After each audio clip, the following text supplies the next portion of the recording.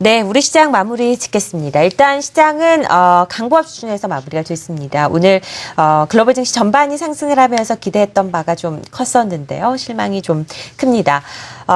시장이 힘을 전혀 내지 못하고 있는 상황이 계속해서 나오고 있는데 앞으로 어떤 전략이 유효할 거라고 보시나요?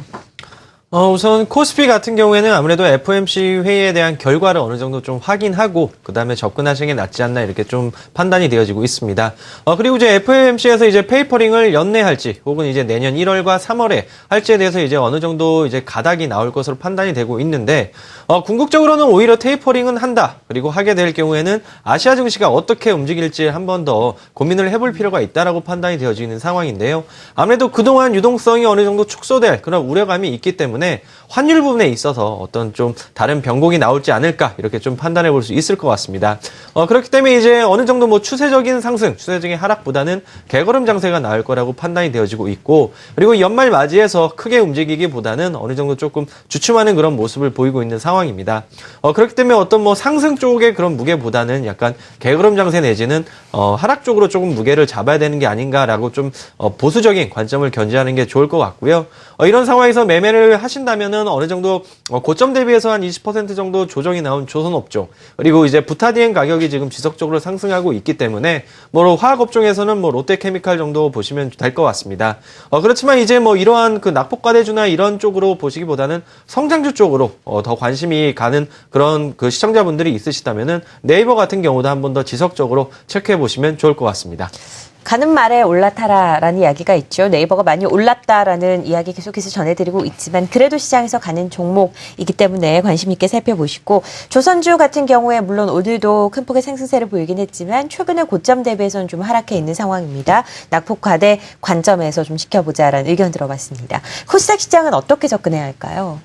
네, 우선 코스닥 시장 지금 개인 비중이 한 90%까지 달하면서 개인 투자자분들도 굉장히 손해가 좀 많이 좀 크지 않을까라는 생각이 들고 있습니다.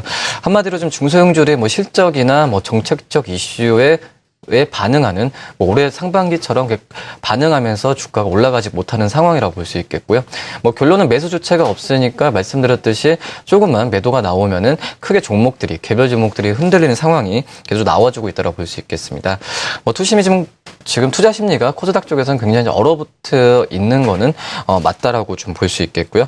뭐 하지만 지금 최근 같은 경우에도 뭐 중소형주에서 어떻게 보면 실적에 대해서 일부 뭐 4분기 실적이 뭐 예상치가 나와주면서 실적이 좋아질 걸 종목으로 뭐 대형주로 가거나 중소형주 안에서도 약간의 유동성 장세가 그나마 좀 나타나주고 있다는 거는 내년 1월부터 어떻게 보면 실적 장세에 대한 대비가 그래도 저희 뭐 개인이나 다른 분들 같은 경우도 준비를 해야 되는 게 맞다라는 생각이 많이 들고 있고요.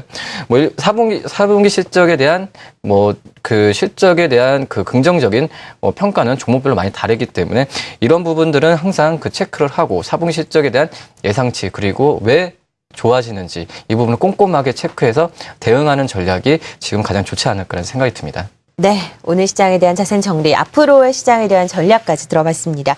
동양증권 골드목동지점 고윤기 연구원 그리고 KTB투자증권 금융PB 영업부 이성웅 연구원과 함께했습니다. 고맙습니다.